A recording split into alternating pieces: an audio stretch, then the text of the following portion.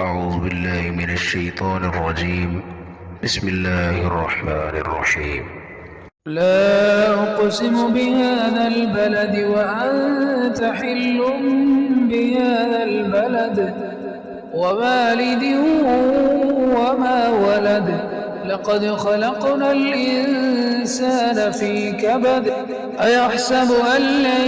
يقدر عليه أحد يقول أهلكت مالا لبدا أيحسب أن لم يره أحد ألم نجعل له عينين ولسانا وشفتين وهديناه النجدين فلاقتحم العقبة وما أدراك ما العقبة فك رقبة أو إطعام في يوم ذي مسغبة يتيما ذا مقربة أو مسكينا ذا متربة ثم كان من الذين آمنوا وتواصوا بالصبر وتواصوا بالمرحمة أولئك أصحاب الميمنة